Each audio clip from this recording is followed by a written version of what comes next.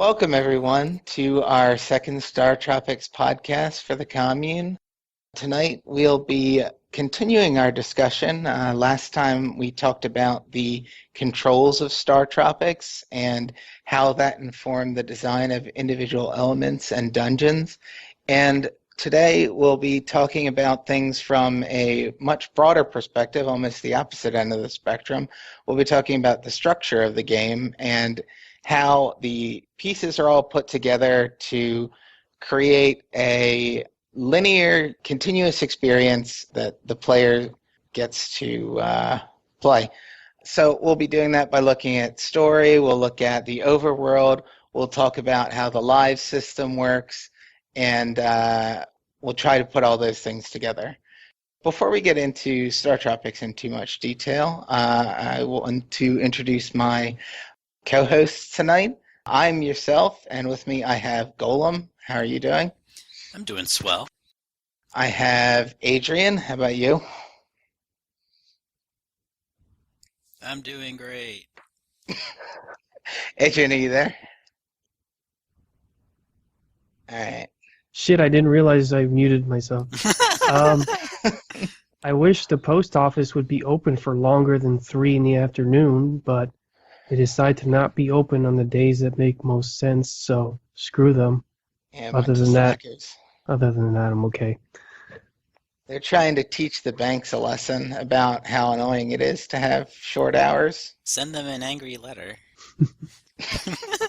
All right. And Daniel, how about you? How are you doing? Yeah, I'm good, thank you. All right. It's just the four of us tonight, and before we get started in StarTropics, we're going to be talking about the kind of chunks that the player experiences the game in. So a question I had with regards to that, something that sort of informs how I think about games, is how long do you guys play a game when you sit down for it? Do you play for an hour at a time? Do you play for 5 minutes at a time? Do you play throughout the course of the day? Do you play only on Saturdays? What is your general rhythm of attacking a game? For me, it depends on the genre. For StarTropics or anything with adventure elements, really, I will devote at least an hour per play session. And I know you're an avid note taker as well. Is that the case with all games you play, or just with the ones that you want to get serious with? Just the ones I want to get serious with. For example, I've been playing Darius Burst for a very long time. And that's just a casual game. I can put it on for 10 minutes to practice a boss or something. And I don't really take notes or pay too close attention to how I play. Okay. How about you, Adrian? How do you go about things? For me, it varies a lot. I don't do anything consistently from week to week, but in terms of hours themselves, typically 2 hours, though I have, and on many occasions, gone well past 2 hours, sometimes even 4 hours. But I noticeably fatigue around, the 3-hour point. But what keeps me playing that long can also depend on how interesting the game is, because with Fallout in particular, I found myself just petering out within an hour, whereas I could play Yeast, Ninja Gaiden Black, StarTropics, Zelda 2 for well past 2 hours, even 3 hours. So you're someone who really gets absorbed in the game. You sort of let the game take you where it's going? Yeah. Sometimes with certain games like Ranger X, where you can beat the whole thing in almost 45 minutes, to me, I'm satisfied with that, and I call it a session so I don't go crazy and then start playing the game 5 times in a row. It's really bite-sized things like that can also keep me playing well past even my fatigue limit. Which is why I have a 4.5-hour video of just me playing Steel Divers Sub Wars that Audacity ruined the audio for. You gotta play games that loop, like Contra. Yeah. So with a game like Ranger X, even though you finish that in 45 minutes and may not want to play it again right away, is that a game that you would still play from beginning to end over multiple sessions? Yeah, absolutely. You don't put a game down when you get the credits for the first time? Right. All right. Daniel, how about you? Yeah, I tend to play for about 45-minute sessions. I don't really get long stretches of time to play games. Sometimes I'll play for like 20 minutes on before bed, but yeah. And if it's a game that I'm interested in, that I think I would probably be able to write about, or that I'm already quite curious about, I'll take notes as I go. Sometimes I'll wait until I'm about a third of the way through and I'll start taking notes. It really depends on the title in question. There are some games where I kind of like walk into it and I'm like, okay, this is just going to be for fun. I'm not going to try to analyze or really think too deeply about this game. But sometimes it doesn't really happen. Like I thought that for Ico and Shadow of the Colossus, and I ended up taking a few notes for those. So you get into the games as well, but you have a more measured approach. You sort of need to take some time to react to things, to respond outside of game time before you can really continue forward and get a full experience from it. Yeah, I think with some games, I'm sort of worried about getting to that moment. Like, there's always this moment when you're playing any game where where it hits you, or where you find that it's not for you, right? Like there's that, like in StarTropics, it was around chapter 3 that I really started getting into the game. And sometimes I worry that I won't actually start really thinking about a game until I get to that point. And if that's the case, then that could mean that I've sort of missed out on a lot of things that I could have noticed if I was paying attention earlier on. So I sometimes try to be cautious of that, I guess. Okay. Yeah, you give the game the benefit of the doubt. Mm. Yeah, I know for myself, I'm more on Daniel's end of the spectrum. I sometimes I'll play video games for an hour or two at a time, but I don't usually play any one game for more than a half hour, 45 minutes, just because for me, if I'm not really feeling it and it's kind of a game I'm making myself play out of interest, I will just get bored by that point in time, and then I'll start missing things, not paying attention, and it just ends up being wasted time. And on the other end, if it's something that I really like, a lot of times I don't want to plow through it all at once, because if I play just one stage or 30 minutes or whatever, then I get some time to reflect on it, and that makes me enjoy the next session that much more. So that's cool. We all have our own different approaches.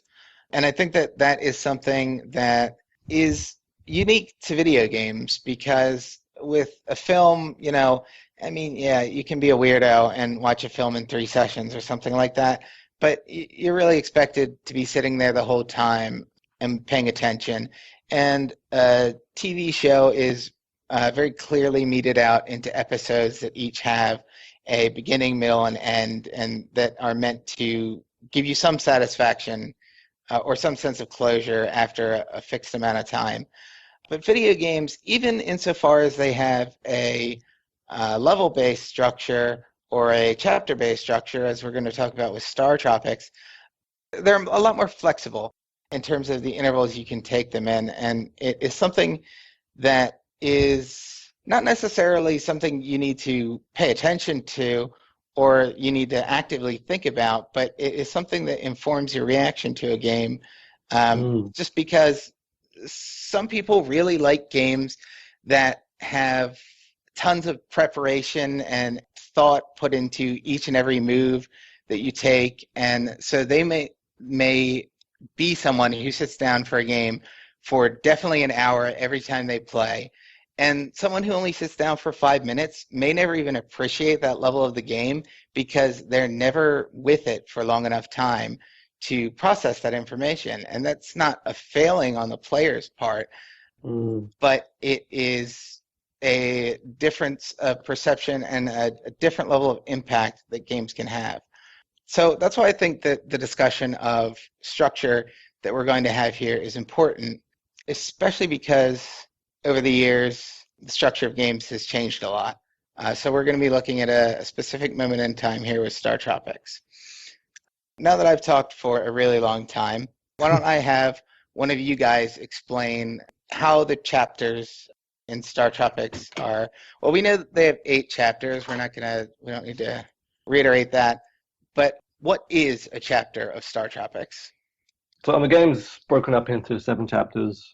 and they generally follow the same structure where it starts off with a Dragon Quest-ish overworld sort of narrative vignette, and it's followed by what we would consider to be a Zelda-like dungeon. So the dungeons are, I guess you'd say, more high-intensity moments of gameplay because they've got these challenges that that require your skill, and they also have fail states. The overworld segments are sort of the opposite. They're quite breezy. But the challenges are more like talking to people in a certain order or trying to find your way through a simple maze, and there's no fail state. And so it's more focused, on being a narrative vignette. So each chapter kind of has these moments of high intensity and of low intensity. Right, so there's an alternating pace to it. They never keep you in one state for too long. Golem, can you tell me about a time that the game deviates from that structure? Well, there is Chapter 4 where you don't get an action dungeon. You just get a maze to go through with your sub. Right, so there you're essentially in the overworld in that safe space from fail states, but it is also not the exact same kind of challenge that you get in the overworld otherwise. Well, it's more that they devote more time to the kind of challenges that you have in the overworld.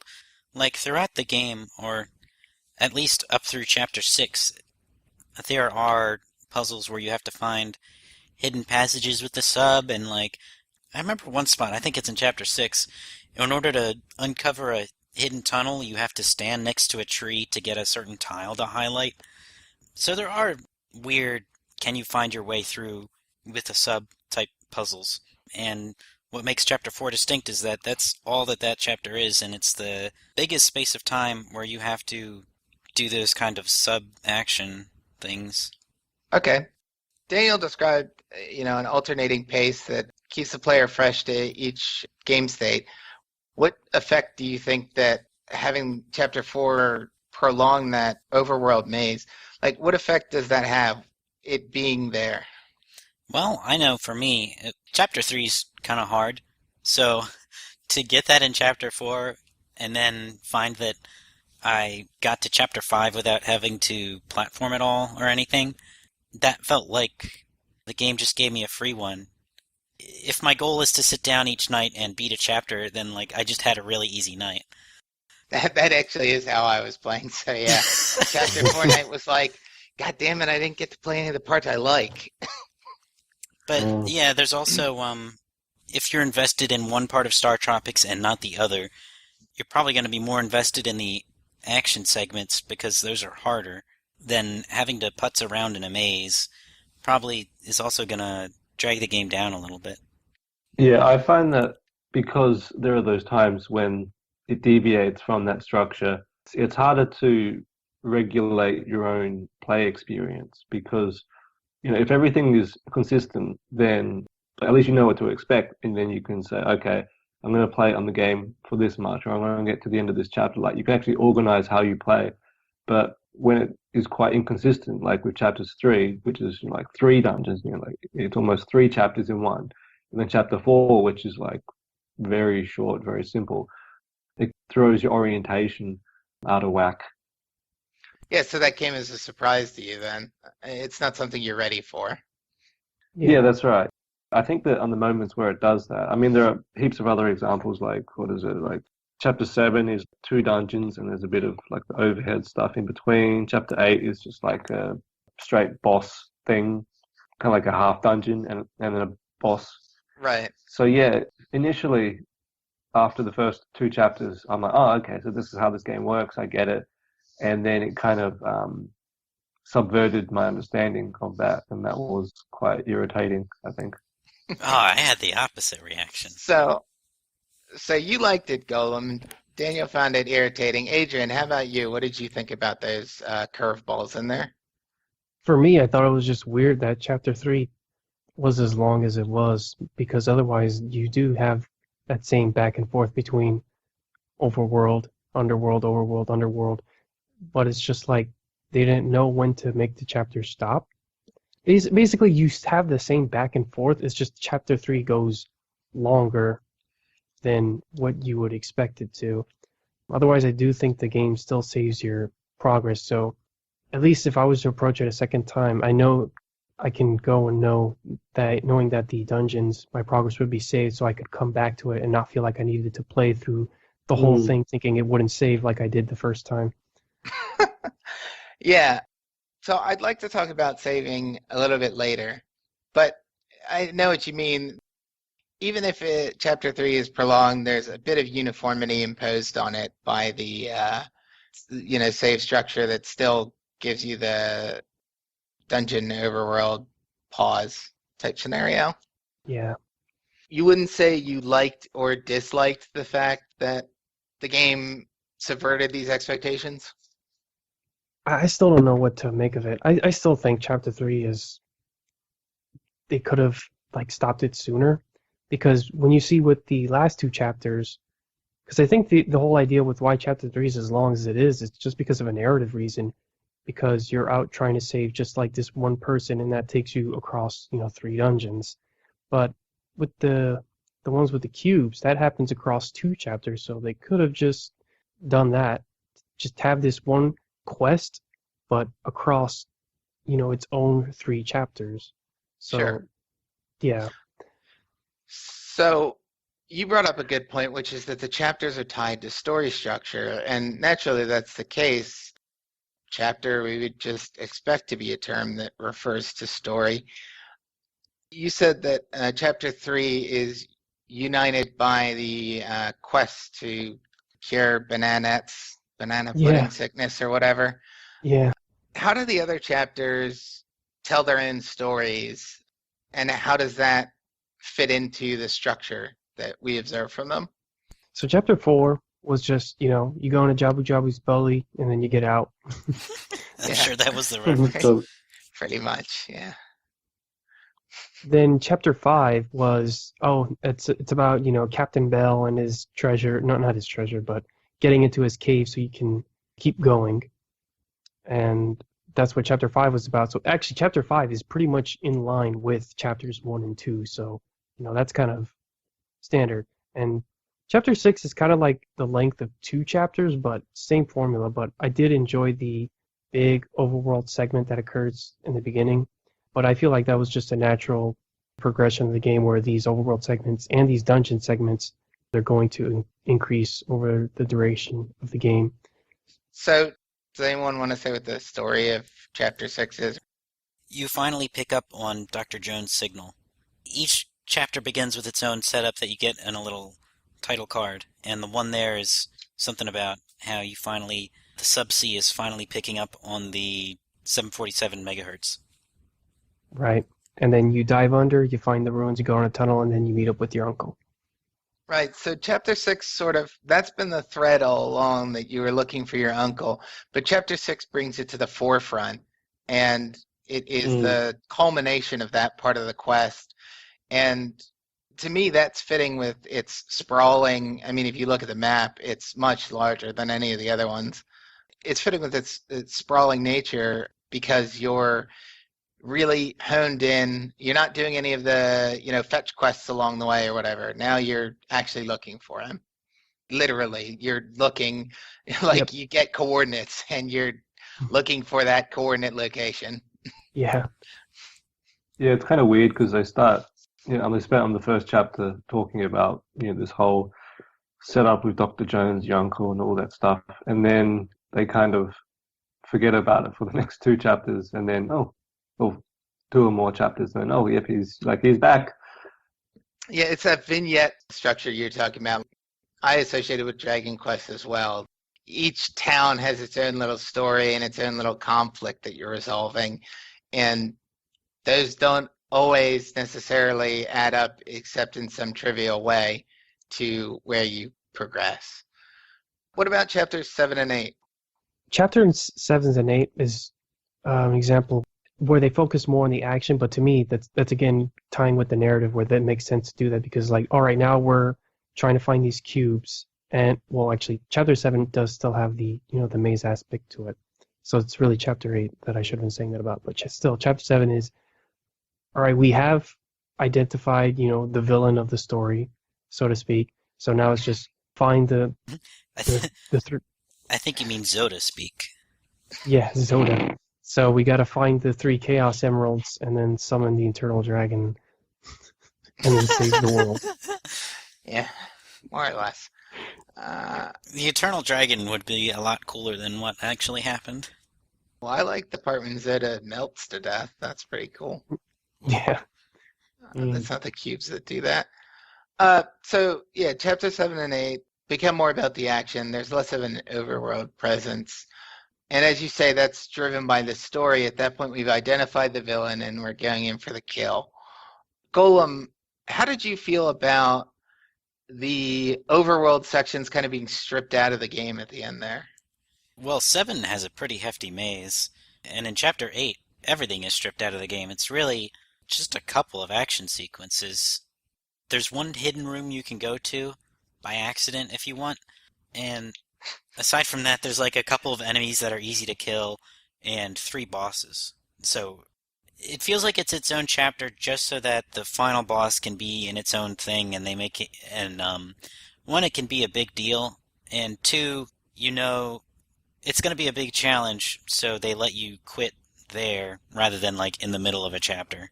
You're saying they save all the big build up for the villain until the final chapter, and then they railroad you through all that. Yeah, that's the denouement. There shouldn't be build up in the denouement, though. No, what I mean is that Chapter 8 is the denouement. They've already done all the build up, and then going through all the boss fights is the downhill towards the... Okay. I understand what you mean, yeah. So how did you feel about that? Not analytically, but did you like not having that? Did you feel like it was something new? What was your reaction to that change in structure? Well, the rest of the game has a pretty big build-up. The first dungeon in Chapter 7 is a maze that takes a long time to figure out. So adventure elements, I feel like, tend to make a game feel complicated. And they drag? Yeah, like when you have to put multiple pieces together, it's satisfying, but it wears on me. So Chapter 8 was satisfying in that, like, alright, you went through all of the hard adventure stuff, and now it's just a crazy downhill ride with all action all the time. Yeah, you're coasting. How about Adrian and Daniel? Did you guys feel the same way as Golem about that? I feel like in action adventure games, the adventure segments in general tends to peter out towards the end. Zelda does that too, where it's like you've done exploring the world, so now it's just like fight the bad guy and do the last dungeon. Yeah, Torian is like that. Yeah, you know? yeah. Metroid's the same way too, where it's like, all right, you kind of already done all the exploring and the adventure stuff that you can do, and now it's kind of just like go through the last level. And it's kind of like that with pretty much all the Metroids, where it's like the last set parts of the game is actually pretty linear. Even in the original, as sprawling as it is, Torian is just a straight trek down to Mother Brain. Yep. So I feel that's kind of common, and StarTropics is pretty ordinary as far as I'm concerned. So they do that in Chapter 7. To me, it's just like, where are they putting Chapter 8 where it is I guess where you can say the weird part is, but it's not, even then, it's like not really, because to me it makes sense that Chapter 8 starts with you confronting the bad guy. Chapter 7 is you going through his base, doing the last dungeon segment and the last adventure segment. So Chapter 8, it makes sense to me that it's this nice short, you fight the boss, you chase him through his hallways, go through the last bits of his goons, and then you fight him again. Yeah, I would agree with that. I also really like the comment that you made about Metroid, how it's really neat how you sort of explore everything and then you know that, oh, now there's this final bit and it's back in this area that's been signposted throughout on the game that I need to go back to. And yeah, I love that feeling. Like they set it up really, really well. You know all along that this is the final bit, and then logically, because you've explored most of the map already, then it's like, okay, well, this is the last step. Yeah. There's definitely a catharsis to it. That's the word. Yeah, the feeling that you're there. And I really like that. And I think I haven't played through Chapter 8 in StarTropics yet, I'll admit, but I do think in Metroid and the other examples we've cited that that's something that works really well. And there's really nothing that bothers me more than a game that ends on a 4-hour dungeon. That just Okay. is awful. Yeah, that's Uh, that's that's the first Zelda. yeah, I mean, I think if Final Fantasy games have a bad tendency to do that. Super Mario Actually, Land 2. yeah, Super Mario Land 2 does do that, but it's not an action adventure game either. yeah. Actually, I could retract that a little bit. It's only a 4-hour dungeon if you don't know where to go, but that's typically how everyone plays Zelda for the Yeah, first that's time. most people don't know where to go intuitively in a Zelda game. Yeah. Actually, I just wanted to add something into this discussion on the structure of the game as well, and just thinking about Metroid and other NES games. So, although this is a linear game, like it's got that chapter per chapter structure, and it's also modeled on the Zelda formula, right? Except it has these Dragon Quest bits, so it's really just on the dungeons. It is kind of like Zelda in a way, in that in Zelda you go to a dungeon, which is a high intensity bit of gameplay, and then you leave on the dungeon, and the overworld, although it's still, it's still got challenges and that, they're optional. Once you've moved through the area a few times, you know what to expect, and they are lower intensity than the dungeons themselves. Oh, and also, getting to on the next part also involves some sort of simple puzzle element. And so, yeah, I just thought it was neat in that the nature of the pacing is quite similar, although one game is based on an overworld and the other is based on like a linear chapter structure. Yeah. Yeah, that overworld underworld parallel is still there. Hmm. I think it's interesting in terms of that comparison that in Zelda, you mentioned that familiarity becomes something that makes the overworld less intense. You know what you're getting into, or you know the screens that you're going to have to cross. And StarTropics doesn't have you revisiting places because it's linear. So it still manages the low intensity by taking out the challenge of combat altogether. But it's the same feeling, even though Mm. it's accomplished in two different ways. There's still that sort of I'm in a familiar place, I'm in a simple place, I'm in a hard place, simple or hard.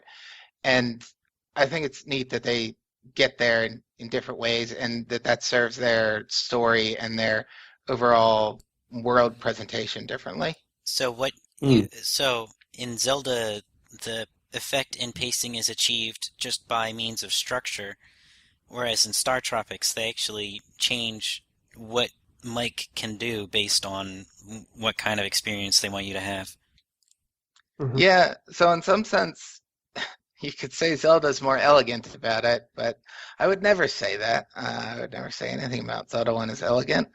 Uh, Jeez. how about I put it this way? It's more reliant on the player's development. So, if you're really struggling with the overworld in Zelda and you just cannot handle the action at all, then it's never going to come to that level of familiarity. It's always going to be a pain in the ass to do everything. Whereas Star Tropics just eliminates that level of ambiguity. You don't Mm. need to count on the player to get good at the game. You just say, you know what, here you go, guys. This is just a story part. We've talked about how Chapter 8 is sort of a denouement.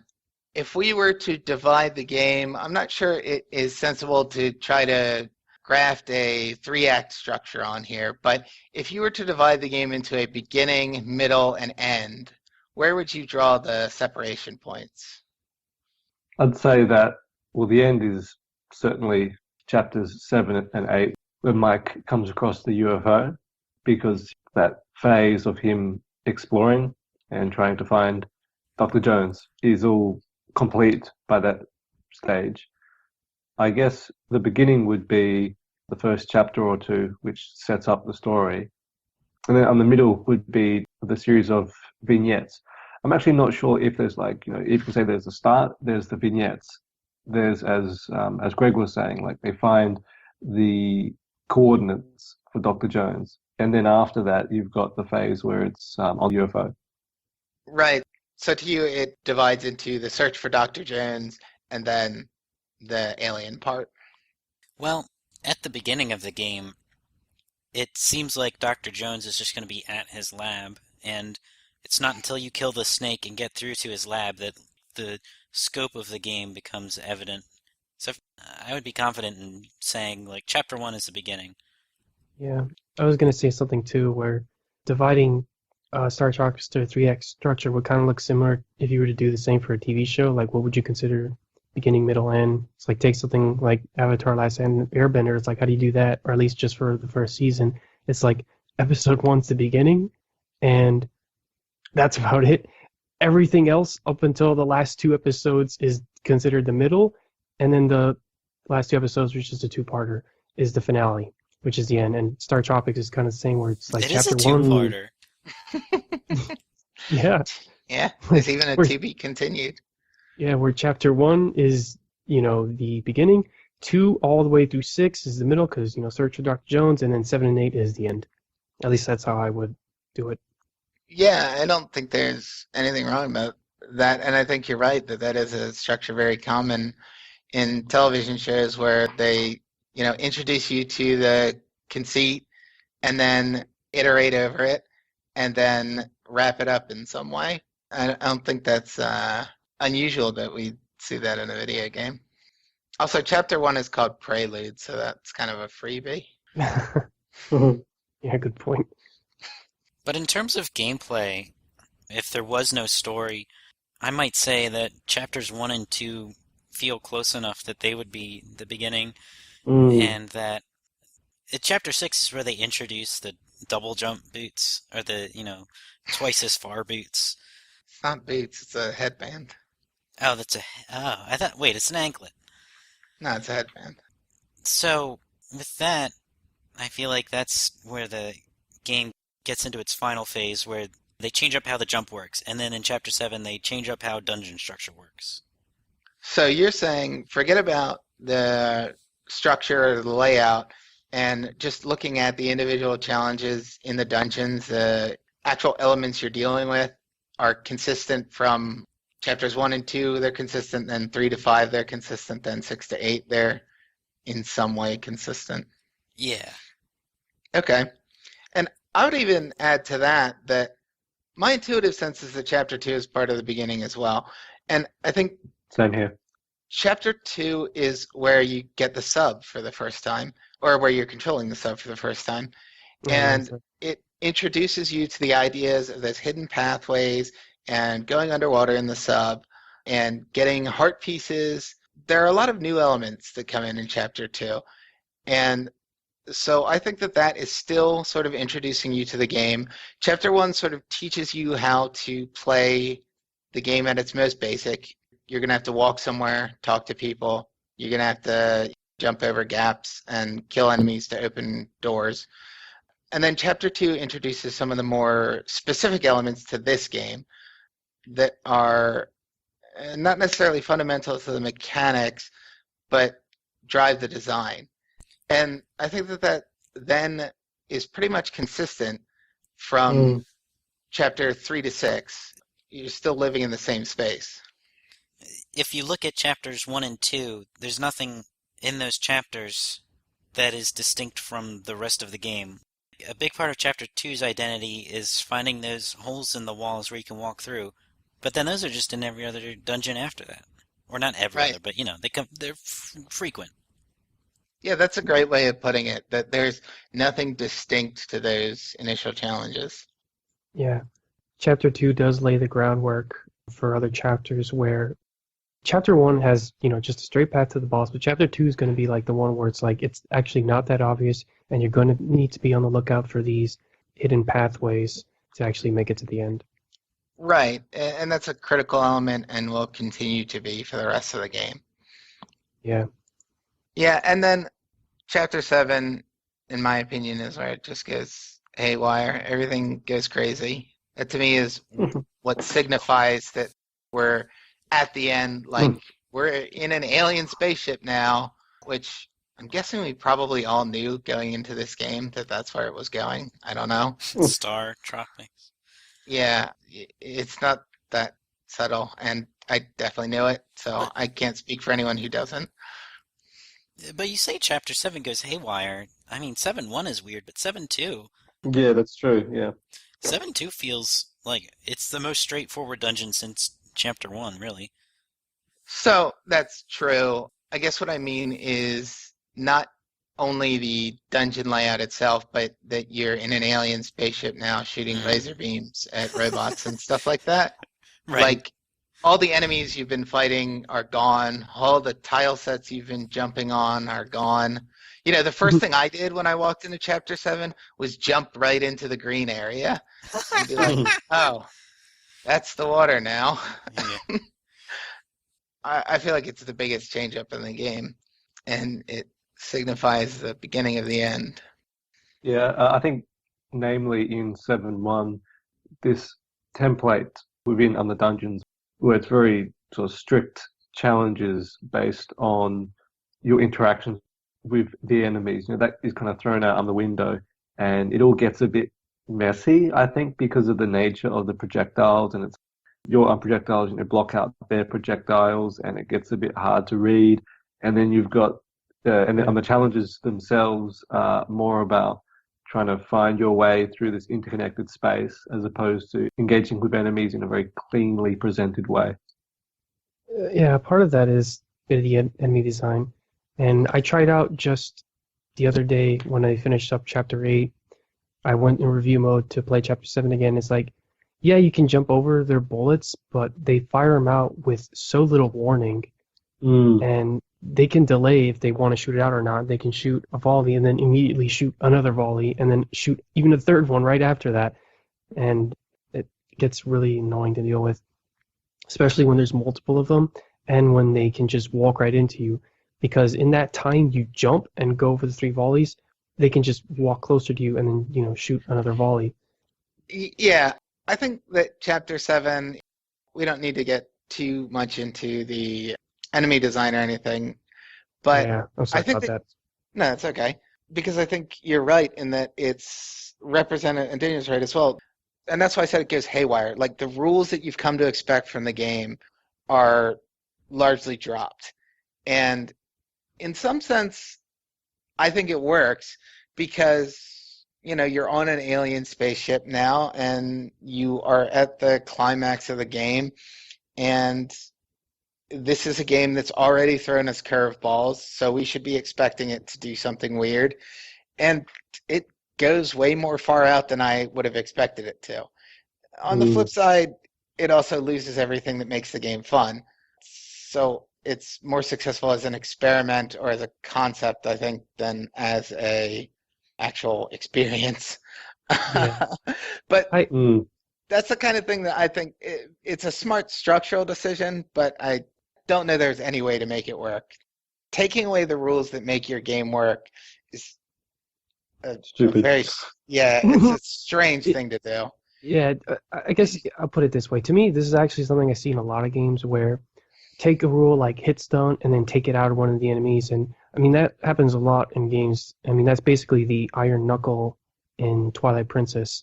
But the difference is just how you tune it. And I think in StarTropics, they didn't just quite get it right to where it feels like you can get a lot of cheap hits from those enemies because of their ability to move, not take hit stun, fire projectiles really fast. And you just barely have enough time to jump over all of them. And if you're not in a powered up state, you can't do the strategy that I was doing, which is to just kite them. Okay, all good stuff. Did you guys have anything else to add about the identity of chapters, the order of chapters, the layout, before we move on? I feel like this structure is kind of similar to what I found in Super Mario RPG Legend of the Seven Stars, because you're constantly going to a new because you're constantly going into a new area, and then those areas have their own little stories. They're like, oh, the mine's screwed, kids got stuck in there and collapse and whatever, help them. Or, oh, we're in this cloud kingdom and there's this stupid bitch that needs to get out of there because she threw the king off the real king's family off the throne or whatever of the cloud people. Yeah. And I know I'm describing it like a 5-year-old, but yeah. But the point is, like, unlike Zelda or Metroid, where you're in this really compressed world that you're going to visit many times, in StarTropics, you're always heading off into a new area, and that's how the chapter structure is set. Same with Mario RPG Legend of Zelda in 7 Stars. Yeah, you can go back to them, but the point is you're always moving forward to a new place. Even in the other Paper Marios after that one, you still go back into a sort of hubbish area like Rogueport or Toad Town. So that's one of the things in structure that I find different with StarTropics and that I don't see in other action adventure games of the sort. Yeah, that type of forward propulsion. Yeah, Well, Journey to the West or whatever. there's a couple of Metroid-likes that have that kind of structure. I know this one yourself was playing. I can't remember, but the aliens. Blaster Master. Oh yeah, I guess Blaster Master. I didn't even think of that. I was thinking it's on 360. But anyway, What, Shadow Complex? no, not that. You had a jetpack. But anyway, Oh, capsized. yes, capsized. Yeah, I'm not gonna let you finish. I guess what But you there mean. are there are other adventure games where you get chapters and there's adventuring to do within the chapter, and the chapters don't bleed together at all. Yeah, I'm glad you mentioned a game that I played and liked a lot because that is something I really like in StarTropics and I really like in action adventure games in general. You should like. Blowout does it, but Blowout is a really bad game. Okay, good. I'll be sure to check it out. That well-defined sense of I don't need to know anything before X point. Like at a certain point, I get to start fresh, and I like that. All right, I think we have come to sort of a better understanding of the structure of chapters and the storytelling in StarTropics. Another way that StarTropics structures the player's experience is with its continuity, like the continuity of challenge in the game. There's a structural continuity that's imbued by any type of fail state. So Daniel mentioned earlier that in the dungeons in the game, you have fail states, and in the overworld segments, you don't. And the implication of fail states is that there is something that the player will have to replay. Well, I guess that's not necessarily the case, but in StarTropics it is the case, so let's just go with that. So that's facilitated by, in this case, lives, saves, and checkpoints. And this is what I was talking about earlier when I said this is something that has changed a lot over the years. You don't see live systems a lot anymore. I mean, it's very common to see save anywhere or just save points. StarTropics is unusual for its time in that it has an autosave system. So when you reach certain points in the game, it creates a save file for you. So this facilitates the structure of the game because, if a player is sitting there for an hour and has to play the same dungeon 3 times in a row, well, maybe it only took them 15 minutes on their successful run of the dungeon to complete it, but they played that dungeon for an hour. They spent that much time with it, and that informs how they get to know it. Can someone describe the live system that we are working with in this game? You start with so many lives. It's 3, but it doesn't matter. And when you begin a dungeon, you work your way through it, and you'll hit certain rooms that are checkpoints where if you lose a life, you start back at that room. And that'll typically be where they play danger music, or after segments where they play danger music. So if you die in the second half of the dungeon, you might only have to play that second half. And then if you run out of lives, you will have to go back to the very beginning of the dungeon. At any given point in time, the farthest you might be set back is to the beginning of the dungeon you're playing. Yeah. And, as we said earlier, there aren't fail states in the overworld, so we're really going to be talking about dungeons here. I guess I call that a lives continue separation, where continue is from some fixed point and a lives take you back to some variable point of progression. How often did you guys die in StarTropics? Did you have to replace stuff a whole lot? Yep. Yep, quite a bit. Yeah, all the time. I'm very grateful for the Southern Cross. God. It's certainly omnipresent. Even in space. It's floating out there somewhere. Were there any parts of the game you got through without dying, or any dungeons that you were able to complete without dying at all? I mean, this may just be a memory test at this point, but I'm curious. Well, without dying, no. Without continues, maybe the first two, I think.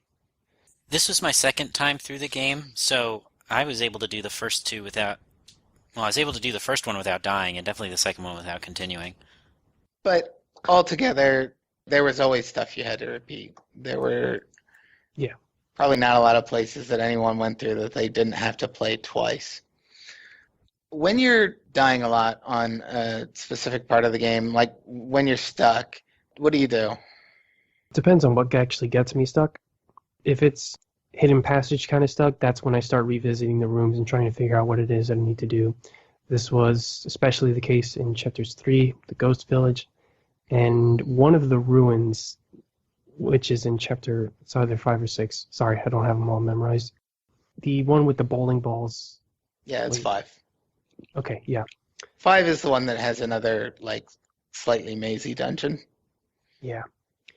The other time, which is, regular, health 0 kind of death, that one, sometimes it was just me taking too many hits along the way without being able to knock a heart out of the enemy. So it's just play better so you don't get hit at all, and so you have enough hearts reserved for the boss so that you can deal with them and not die in one hit or 2 hits like what was kind of happening to me in Chapter 7.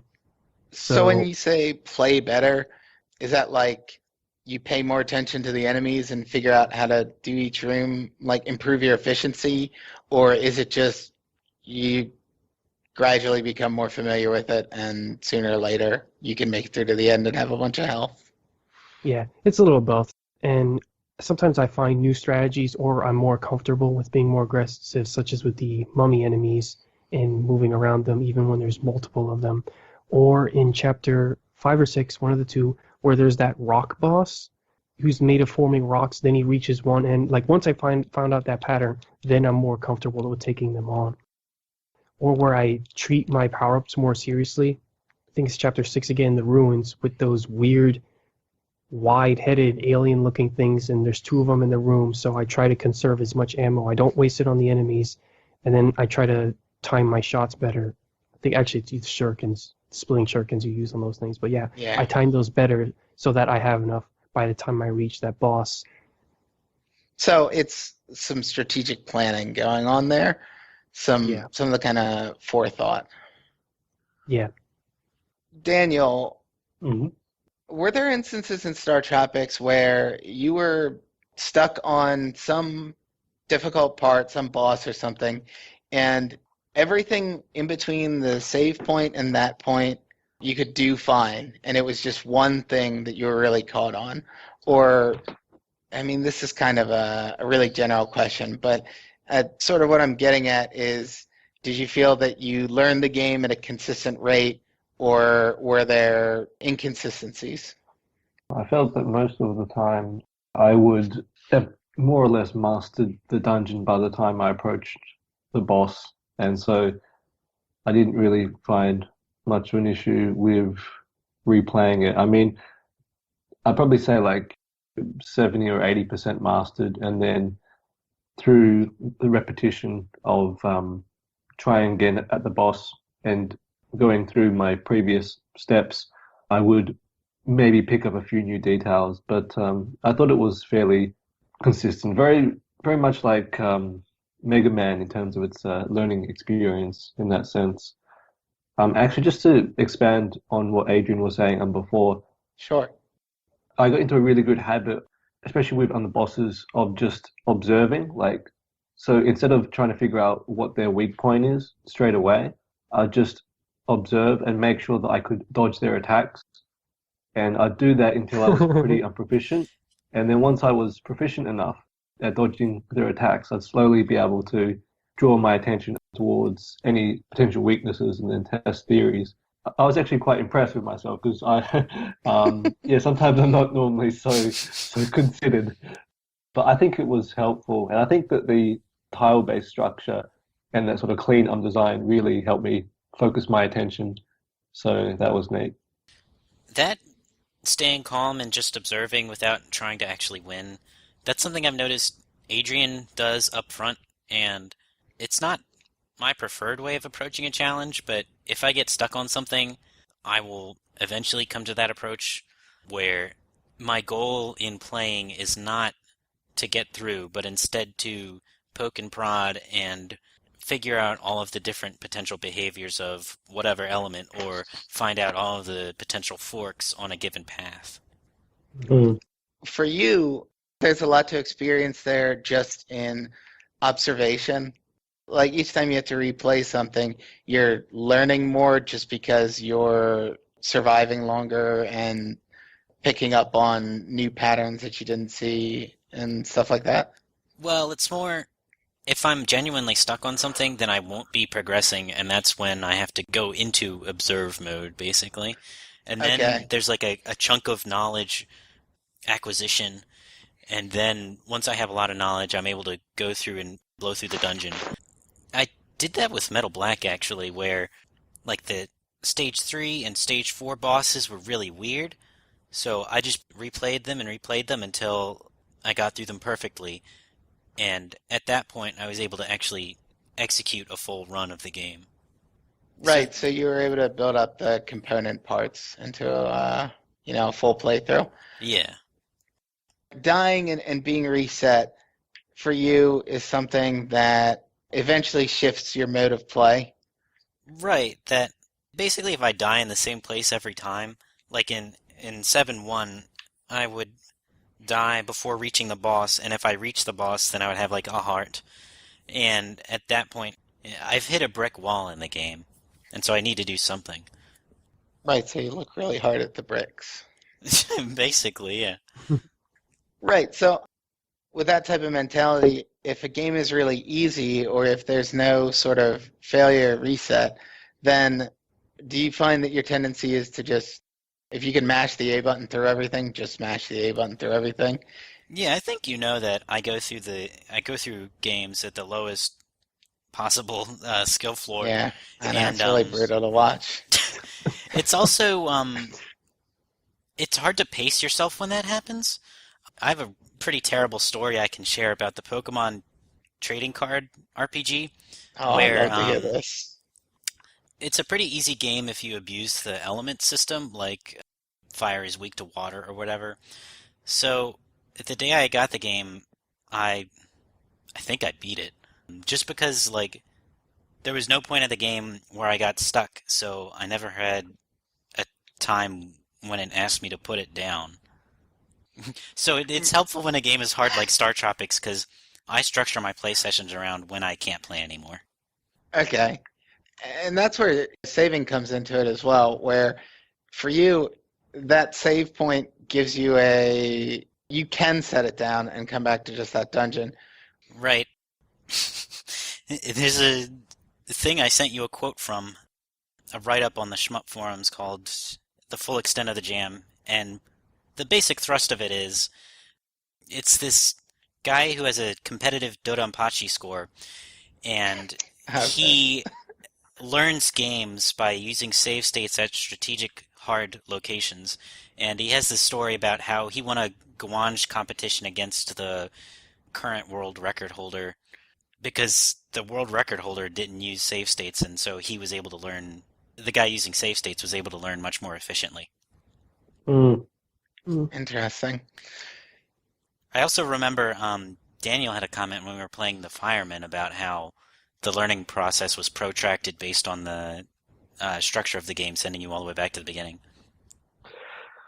Yeah, that's something that's hard to weigh up, because I think on the reason why in some games there's that time, that period of separation between you failing at a challenge and then you being able to attempt that challenge again. But I think that a period of time is needed so that the player can internalize what went wrong. But the issue is how long is too long, right? So that's quite subjective and quite hard to say. Yeah, but if you're playing Sonic 2 and the final boss is a one-hit kill every time, and you only have so many lives to play through the game, it's a little bit annoying that you have to play through 2.5 hours again just to get to the one-hit kill final boss. Yeah, well, I guess extremities aside, yeah, it can be quite tricky to figure that out because in the Fireman, I can't remember now, but each level is what, how many, like 10 minutes or so. About 10 minutes, yeah. In StarTropics, if you have to restart a dungeon, how long will the dungeon be in minutes? Probably about 10 minutes. Like, assuming you're doing things successfully from beginning to end, maybe 15 for the longer ones. Well, that doesn't. Why would I think that StarTropics' downtime is fine, but the Fireman's wasn't? Is it because of the checkpoints? Because from a checkpoint back to the boss, it's probably only 5 minutes. Well, there's also Fireman doesn't have save points. I think that, I mean, if I recall correctly, that was... Oh, that's right, yeah. Yeah. Yeah, the difference was once you ran out of lives, you start the whole game all over again. That's right, yeah. As opposed to starting from the beginning of each level. So it'd kind of be like playing, let's say, StarTropics without any of the overworld and then having to start from Dungeon 1 when you had lost all your lives. So yeah, that makes sense. Yeah. It also depends on what the challenges are like leading up to the boss. So if you've got a series of challenges that are testing skills that the player will then use against the boss, then going back and reviewing is actually a good thing because functionally those other challenges are designed to prepare the player for the boss. So going back and doing a bit of revision beforehand is a good idea. But then I guess it's different if those challenges are quite distinct from the boss itself. Yeah, and I think that dying notwithstanding, it would be ridiculous if you had to replay overworld segments in StarTropics if you died in a dungeon. It's such a different challenge that it does absolutely nothing to prepare the player or to refresh the player for retrying something. Yeah. They both gate you based on your ability to observe and overcome challenges. So, like, if an overworld segment will be based on your ability to find clues in the environment or through dialogue, and so there will be some gate, like having to figure out how to get to Bananette, and once you get through that town, then you're done with that challenge. The game already gates you on those parts independently, just without death. Gating is what I wanted to get to. So my question for you guys, I guess, Adrian maybe, when you finish a dungeon in StarTropics or when you reach a save point, do you feel like you have mastered the previous segment? Like you have, not necessarily that you're perfect at it and you can do it without getting hit or speedrun it or whatever, but do you feel like you understand and are competent at what you completed? Yeah. And you could also chalk it down just to how I play games, and that I guess you could say I'm more methodical, so that for me, whereas with Greg, it's when he's dying too much and he hits a wall, it's like, all right, I got to take this seriously now. For me, I kind of take that if I so much as get hit in the game, it's like, all right, why did that hit me in the first place? Oh, so man. That's why. Yeah, you definitely break things down to a very granular level. Yeah, so that's why when I finish something, I feel content that I can do it again and be consistent at it. I guess also to go to what Daniel is saying in that question of how long or how short is too short or how long is too long in those reviewing segments.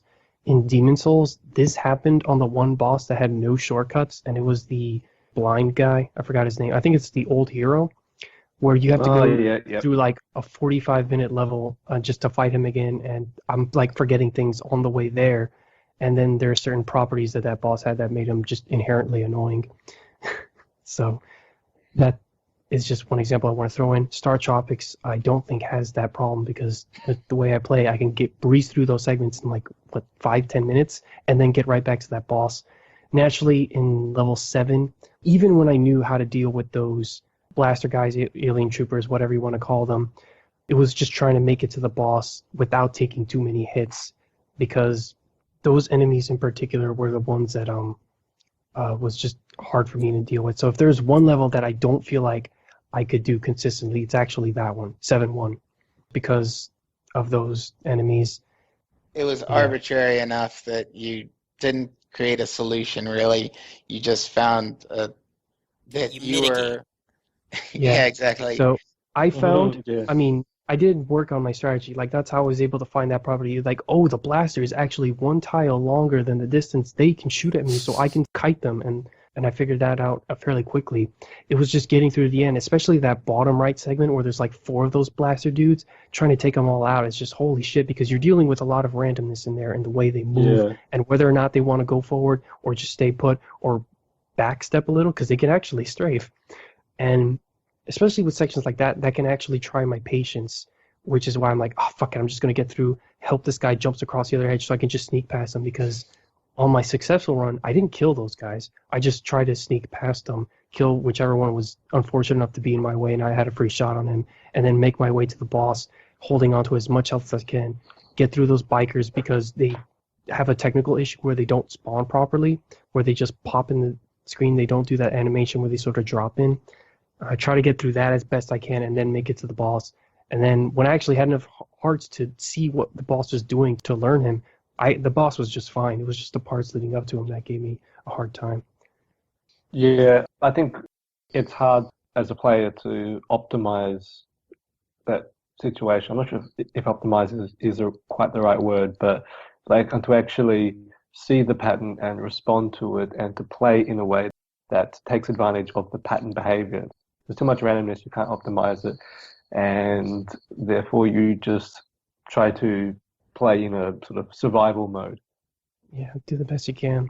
Right, and there's always a degree of die roll there where I just happened to get lucky on this one and I made it through. And oh my god, the nightmares in Mega Man X6, that is what that is to a fucking T, especially Ground Scarovich. Fuck that level. Holy shit. All right, that was crazy. I've heard enough about Mega Man X6. So... Well, sorry, just the other thing I have to say as well is that I think because the challenges are very clean and they're very well tuned, I think that the challenges are very much so based on skill, and they're to that point where they're challenging enough that it's hard to just luck your way through. And so naturally, like, you feel great after you beat them because you really do have to invest a certain amount of yourself into the challenges. Yeah, I never felt like I was... I felt after getting through a dungeon that I was about as good as Adrian would be. Whereas, like, with Fireman, I would definitely take plenty of hits. Yeah, and that's because in Fireman, you know, sometimes it was a bit cluttered. I mean, generally, it was a great game, but I think that, in some elements it was a bit unclear, or there were too many things happening, and it was really hard to... There's also more leeway in the Fireman, whereas I feel like StarTropics is hard enough that, as you were saying, you had to get that mastery. Yeah. And as hard as level 7 was, at least with level 7, I still have a working strategy to get through it. It might take me a few tries on a second attempt, but I have it and it's there for me. So even though I'm not consistent, I have something to work with. So the level did test me to master something. So StarTropics having relatively clean, isolated, skill-based challenges, and also having checkpoints from which you can replay a nice small chunk of the game to get to wherever you died previously, that allows it to have a consistent structure to the action and to the way that the player gets at the action, because at least I feel, and I think from what you guys have described, it might be safe to conclude that you feel that when you go into any challenge, you know that you're going to be able to figure it out. It's going to take you a certain amount of tries. You may or may not have a great idea of how many tries it's going to be, but you know that there are going to be cues to pick up on, and there's going to be a way to play defensively and observe the patterns, and that allows a certain relaxation or confidence in the structure of the game where I know if I'm like really stuck, I'm probably doing something wrong and the game is going to guide me forward. I don't need to worry about really hitting a brick wall. I think the underlying notion here is just that we trust that games are beatable. Right. And Right. there's a great varying degree to which games can fulfill that promise to us. You probably aren't supposed to be able to beat Pac-Man, and I don't know if getting a kill screen counts as beating it. Yeah. But I think, yeah, StarTropics just does a really good job of defining what beating something means and what that means, not just in terms of, oh, I got to the end of the dungeon and it's a new chapter, but what it means in terms of development of player skill and increase knowledge and understanding. Again, this goes back to what I said at the beginning and why I wanted to talk about how we each play games, because when I sit down to play a game for 45 minutes, I want to make some progress in it. I'm going to be pissed off if I don't do anything in that time frame. And sometimes it's not the game's fault. Sometimes I'm not paying attention or not playing well, or it has too high a skill threshold for me. But I have a certain expectation that there will be a concrete, definable session. Like the beginning and the end will be different points. That's where I think this comes in, and I think it's something that StarTropics fulfills really well. Yeah, I would say that. And as Daniel's been saying, it's got nice, clean gameplay challenges, and it's also one of the reasons why I actually think I prefer this well over the first Zelda, where they were a little bit more random and a little bit more unpolished. NES games in general, I would say, tend to, another example we gave is Mega Man. Mega Man is a very nicely, cleanly designed game. So is the Castlevania series. But NES games definitely tend more towards the rough, cluttered, self-defeating sort of design where, Ninja Gaiden is something that comes to mind where, yes, there are ways that I can memorize exactly what to do, but they also rely on just exact frame timing and stuff like that has nothing to do with learning the actual patterns of enemies or anything like that. And it just feels like a mess of a game. And I think later on, not that we need to really get into this, but I think later, like too far past the NES even at the SNES days, it became more common to space things out too far. And this is kind of what we talked about with Super Mario Land 2, actually, for challenges to just sit there by themselves and not actually be part of a whole. So StarTropics is right in that middle space where stuff coheres really nicely and is individually challenging, but is still something that you can strategically work your way through. Do we all agree that this game is better than the original Zelda? Yeah. Yeah, by far. I mean, I was quite surprised at how many reviews for this game online are like, yeah, it's good, but it's no Zelda. I'm like, huh? Yeah, well, it is no Zelda. That goddamn blows my mind that someone would say that. Yeah, it's just like, yeah, I'm quite surprised at the level of, what's the word, this disinterest in this game. Yeah, like, it's pretty good for for an old NES game. I mean, I know it came out a bit later than a lot of other games, but yeah, it's really good, I mean, all that stuff. Credit's due. Yeah, all that stuff we talked about with the chapter structures and stuff like that, that is way above and beyond what an average NES game does. That's like, that's really forward thinking, and auto-saving as well. I mean, Yeah, auto-saving in console games is something that didn't become prevalent until 4 generations after StarTropics was released. yeah. Yeah, and also the translation is pretty good too. Like it was obviously localized in the US. Yeah, it is. It's really good stuff. Yeah.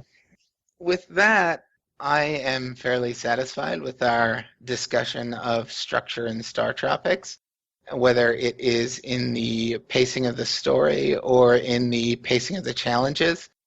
We've talked about a lot of the things that define how much of the game or the ways that the game presents itself to the player and surprises them and sets expectations for them. Does anyone have anything additional to add about the live system, the saving system, or just structure in general? The dungeon structure plays into the more linear structure of the game in that if you pop open a Zelda game, often the overworld is a huge spaghetti mess, and each individual dungeon is a small spaghetti mess where you'll have to retraverse through rooms, and there'll be like one room where you have to figure out a central puzzle. And in StarTropics, for the most part, it's one line through each dungeon, just like it's one line through the game. Sorry, I heard you liked spaghetti messes, so I put a spaghetti mess in your spaghetti mess. Yeah, agreed. It is consistent in that way in terms of the linearity of the whole thing. You don't need to wander around no matter what phase of the game you're in. I'd still like to see if maybe it is possible to make 7-1 consistent. I think that's the one part where, those clean challenges are a little lacking there, but I think it's more of a tuning thing than any weird design decisions, because those enemies are still just like every other enemy you encounter in the game. It's just, how fast they shoot and things like that. So I'd still like to see if maybe I can make that more consistent. Maybe there is something even more subtle about the way they move. The other thing I want to say is that with StarTropics, and this is the good thing about it, is that you made a comparison earlier to Ninja Gaiden. It's like, that's the good thing about StarTropics, is that you don't have to memorize those weird little spots where something comes out at you and, okay, well, technically there was that one where you're running down a hall and spears come out of the wall, and I had to just memorize that one that just comes out way too fast. But that's rare, I find, in StarTropics.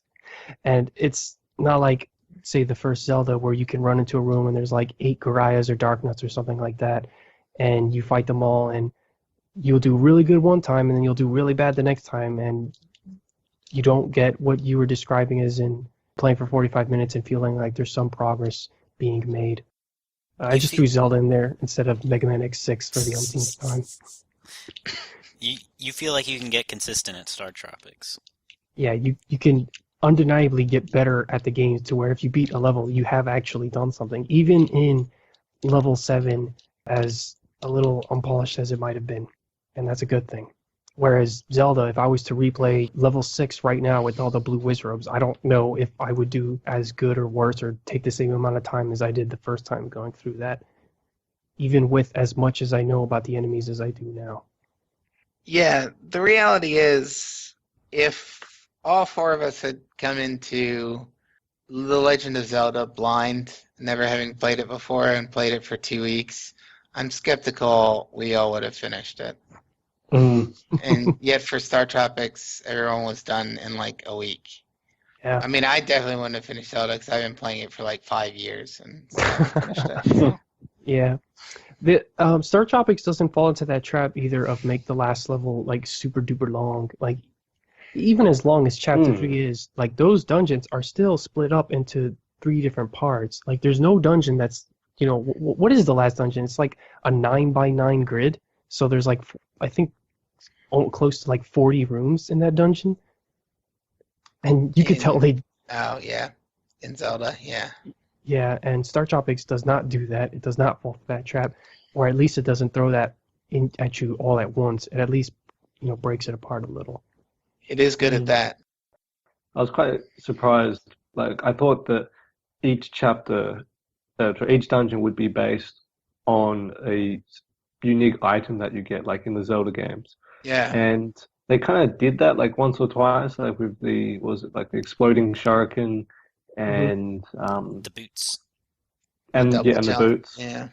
But yeah, they kind of like did a lot with only just the jump and the yo-yo, which was quite impressive. But I wonder what this game would have been like if each dungeon were based on a certain item. Probably just more of what you saw with what they did with the jump headband, and when you really think about it, level 7 is doing that. It's just doing it with the gun, which you don't have to use, but Hmm. you damn well better want to use it because that's what made the challenge doable for me, anyways, rather than deciding to beat my head and trying to master the timing of jumping over their gunshots as they're moving towards me. I find it interesting that you bring that up because I feel like a lot of the more linear Zelda analogs I've played also have a lessened presence of characteristic items like Beyond Oasis or Terranigma or Illusion of Gaia. They are more in the vein of StarTropics, and they also don't have those really item-based dungeons. So I wonder what it is about that type of structure that is associated with stripping out that particular element. I don't know. Could be casual association. It does kind of make it feel a bit less structured, a bit more organic, which I guess can be nice too. So, yeah. Yeah, I appreciate it. And something we talked about a long time ago in Terranigma, and I think it applies to Illusion of Gaia as well, is that the games do have a more naturalistic approach than it's not gimmicky, but the more, it's like Regular? high concept. Yeah, I don't, something. I don't know. I don't have a good way of wording the other one. But anyway, they have a more naturalistic approach that would be weird if it was constantly interrupted with new power-ups and stuff like that. Right? Really video gamey things. Mm. It's not as obviously themed. I don't even know if that's the right word for it either. Never mind. Yeah, Forget I said that. it's that they take their themes. I think, and this is what we had a podcast on about Terranigma, really, is that they take their themes from aesthetic concepts rather than taking themes from gameplay concepts. So instead of theming Mm. something around being able to Right. jump twice as far, something is themed around like it's the roots of a tree. Like Yeah, that's the theme. yeah, I remember that. It's the roots of the tree, Mm. it's a vast savanna, or it's a tower, so there are multiple floors, things like that. Right. Those provide the thematic through line. And that's something that hopefully not getting redundant here, but when I say like Chapter 7 of StarTropics, it being an alien ship and being weird, that's the same thing I'm thinking about. It deriving theme from, From the movie Aliens. yeah, more or less. More or less. Yeah, but from something like more of a context as opposed to something concrete in the gameplay. Yeah. All right. Well, I think that we've said plenty. Yep. And I think I probably already said one wrap up already. So, Adrian, who's your favorite James Bond villain? Ah, damn it. I don't. I've only watched like 2 James Bond movies. I don't know that many. I guess the guy that throws his shoe or whatever. Odd Job, yeah, he's a classic. Wait, He's a henchman though, not a villain, so that doesn't Oh, that count. doesn't count. so Uh, Oddjob throws his hat. The guy that throws his shoe is from Austin From Powers. Austin Powers, yeah, you're well, right. me. I'm sorry. Close What enough. I'll give it a pass. It tricked me. So, Daniel, who's your favorite James Bond villain? Probably Shalashaska from The Man with the Golden Gun. Scaramanga?